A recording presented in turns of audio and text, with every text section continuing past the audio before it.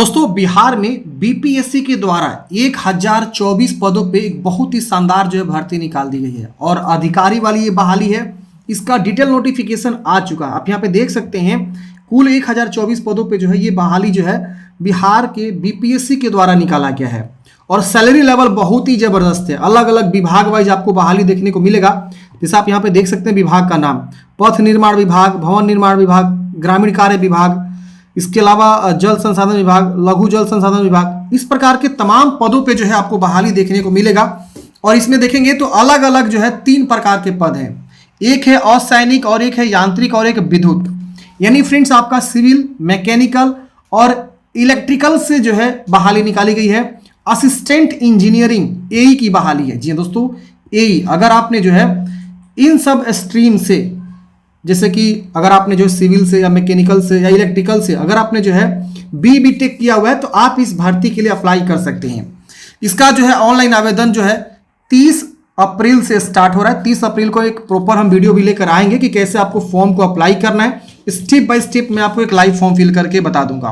फिलहाल समझते हैं इस भर्ती के पूरी इंफॉर्मेशन के बारे में और जानते हैं एक एक पद के बारे में, एज लिमिट के बारे में, सैलरी के बारे में, इसके अलावा कब से कब तक फॉर्म भरे जाएंगे, एप्लीकेशन फी के बारे में। देखिए बीपीएससी के द्वारा वैकेंसी निकाली गई है और अलग अलग विभाग में आपके जो है असिस्टेंट इंजीनियर की बहाली है। 1024 पद है कुल, जिसमें आप देखेंगे तो सिर्फ जो है असैनिक यानी सिविल के जो है 984 पद यहाँ पे रखे गए हैं। और इसमें आप देखेंगे तो अलग अलग विभाग वाइज आपकी बहाली है। 117 पद आपके देखेंगे पथ निर्माण विभाग में है, भवन निर्माण विभाग में 55 बहाली। और ये जो नीचे यहाँ पे दिया गया है ये जो है महिलाओं के लिए जो है पद को रिजर्व किया गया है। 36 जो रिजर्वेशन है 35% महिलाओं के लिए, उसके बारे में यहाँ पे आपको जो है बताया गया है। तो ये जो है डायरेक्ट 35% का रिजर्वेशन यहाँ पे नीचे में आपको शो किया गया है। कुल पद ऊपर वाला है जो कि यहाँ पे देखिए दिया गया इंस्ट्रक्शन, और यहाँ स्वतंत्रता सेनानी के लिए है और यहाँ पे दिव्यांग के लिए है। इसी तरह से देखेंगे ग्रामीण कार्य विभाग में जो 231 पद हैं, 351 पद आपका जल संसाधन विभाग में है। इसके बाद यहाँ पे आप देखेंगे तो टोटल जो है 984 पद है और 324 पद इसमें जो है सिर्फ फीमेल के लिए रिजर्व किया गया है। इसके बाद आप देखेंगे तो विज्ञापन संख्या 30/2025 में यांत्रिक की बहाली है। यांत्रिक मतलब फ्रेंड्स क्या हो गया, आपका जो है मैकेनिकल हो गया। अगर आप मैकेनिकल विषय से जो है पढ़ाई किए हैं तो आप यहाँ पे फॉर्म भरेंगे, जिसमें 36 पद हैं। अलग अलग विभाग वाइज भी देखेंगे आपको यहाँ पे बहाली के बारे में जानकारी दिया गया है। इस तरह से आपको टोटल वैकेंसी की संख्या दिखाया गया है। इसके बाद आप नीचे आएंगे तो यहाँ पे जो है देखेंगे विद्युत इलेक्ट्रिकल के जो है 4 पद हैं। सबसे ज्यादा जो पद है फ्रेंड्स सिविल के हैं। सिविल से अगर कोई बंदा बीटेक किया हुआ है या डिग्री इन माइनिंग इंजीनियरिंग है या टेक्नोलॉजी विद फर्स्ट क्लास है तो वो फॉर्म को अप्लाई यहाँ पे कर सकता है। तो चलिए समझते हैं अब क्वालिफिकेशन के बारे में। सैलरी लेवल की बात करें तो लेवल 9 की सैलरी है 5400 ग्रेड पे। जबरदस्त सैलरी, लगभग 80 से 90 हज़ार आपकी जो है इन हैंड स्टार्टिंग सैलरी यहाँ पे देखने को मिलेगा। और बाकी सैलरी हर साल वृद्धि होता ही है। आप एक बार गूगल में जाएंगे, सर्च करेंगे 5400 grade pay in hand salary in Bihar, तो आपको समझ में आ जाएगा कि इसका इन हैंड सैलरी जो है आपका क्या होगा। बहुत से अलग अलग आर्टिकल आपको मिल जाएंगे, वहाँ पे आप पढ़ सकते हैं इन हैंड सैलरी आपका जो है स्टार्टिंग क्या होने वाला है। इसका जो बेसिक पे होगा फ्रेंड 56,100 से लेकर 1,77,500 का जो ये आपका बेसिक पे सैलरी होगा 56,000। अब इसमें डीए जुड़ता है 40% या 55%, फिर अलाउंसेंस कई प्रकार के जुड़ते हैं, तो वो सैलरी आपकी जो है 80 से 90 लाख तक जो है जा सकती है। समझ रहे ना, तो ये आपकी है। अब यहाँ पे आपको बताया गया है क्वालिफिकेशन के बारे में। तो क्वालिफिकेशन के बारे में अगर बात करें तो यहाँ बोला गया है कि किसी भी भारतीय विश्वविद्यालय संस्था से जो AICTE द्वारा अप्रूव्ड हो, सिविल, यांत्रिक या विद्युत, मतलब जो है सिविल से या जो है मैकेनिकल से या इलेक्ट्रिकल से जो है अगर आपने जो है डिग्री किया हुआ है, डिग्रीधारी हैं आप, तो आप इस भर्ती के लिए फॉर्म को अप्लाई कर सकते हैं। कोई दिक्कत आपका यहाँ पे नहीं होने वाला है। तो ये आपका क्वालिफिकेशन रहने वाला है।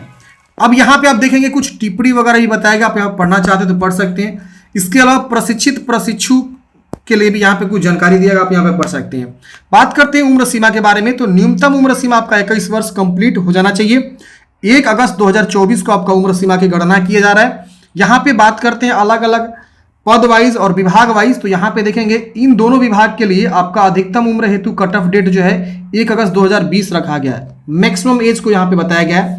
और इन सब विभाग का जो है 1 अगस्त 2019 रखा गया इस विभाग का एक, और इन सब विभाग का जो है 1 अगस्त 2018 रखा गया मैक्सिमम एज लिमिट।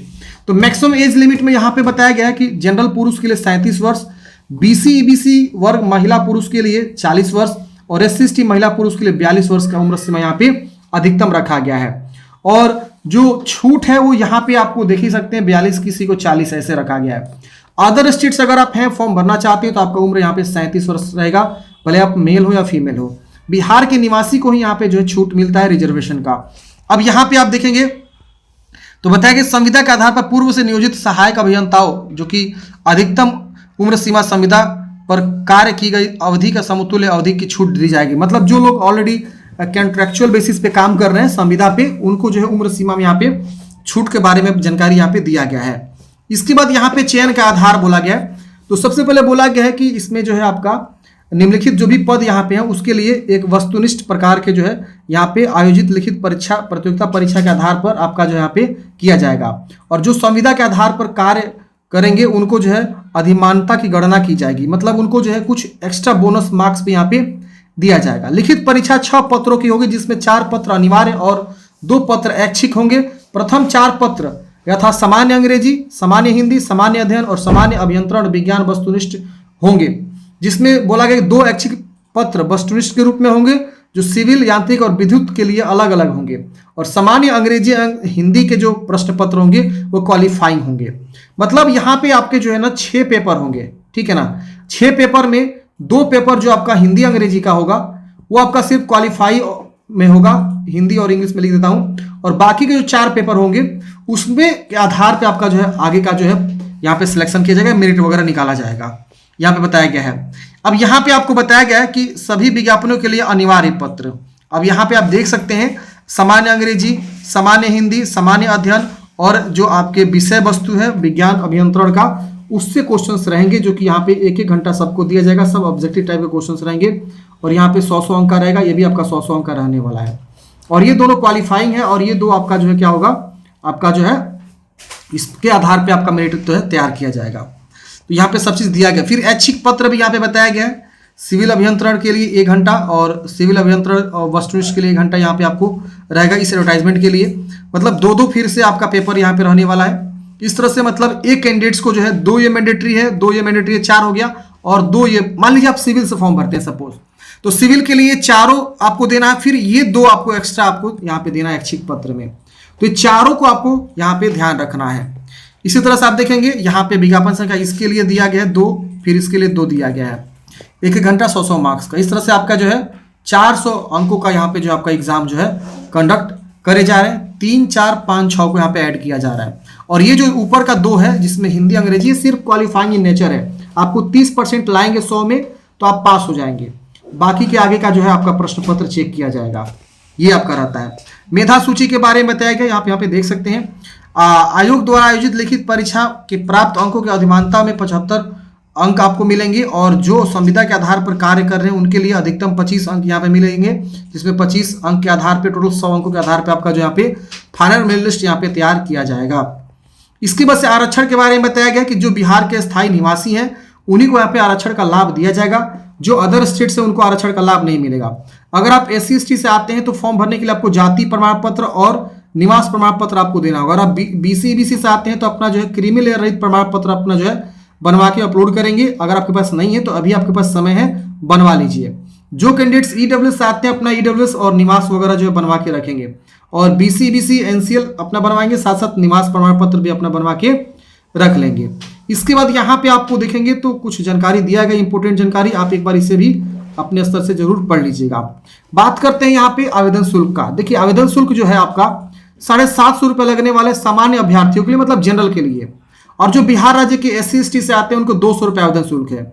और जो बिहार राज्य के स्थायी निवासी है, जनरल है या अनारक्षित महिला उम्मीदवार है, भले वो किसी कैटेगरी से आती हो, तो उनको 200 रुपये आवेदन शुल्क लगेगा। दिव्यांग अभ्यर्थियों के लिए 200 रुपया है और बाकी सभी उम्मीदवार के लिए 750 रुपया है। जैसे कि अदर स्टेट वाले हो गए, जनरल हो गए, आपका BC हो गया, EBC हो गए, EWS हो गए, सबके 750 रुपये है। और बिहार की कोई महिला है, भले वो किसी कैटेगरी से आती हो, उनको जो है 200 रुपया है। SC ST को भी 200 रुपया है। और आपको बायोमेट्रिक फी के रूप में भी 200 रुपया एक्स्ट्रा शुल्क देना पड़ सकता है अगर आप आधार संख्या नहीं देते हैं उस केस में। तो अगर आप आधार संख्या देते हैं तो आपको ये 200 रुपये एक्स्ट्रा फी नहीं लगेगा।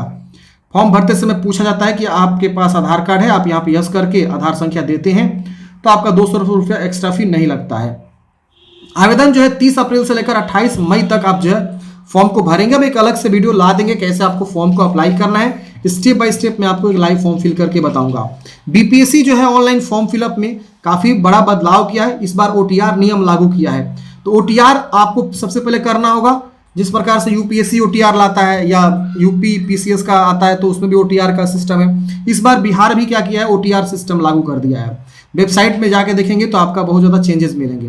तो ओटीआर के आधार पे आपका फॉर्म फिलअप हो रहे हैं। मैं एक अलग से वीडियो लेकर आ जाऊंगा कैसे आपको फॉर्म को भरना है, वो वीडियो आप देख लीजिएगा, फिर आप फॉर्म को अप्लाई करिएगा, आसानी से आप फॉर्म को अप्लाई कर पाएंगे। इंस्ट्रक्शन वगैरह भी यहाँ पे दिया हुआ है, आप एक बार यहाँ पे जरूर चेक कर लेंगे इंस्ट्रक्शन में क्या क्या जानकारी यहाँ पे दे रखा हुआ है।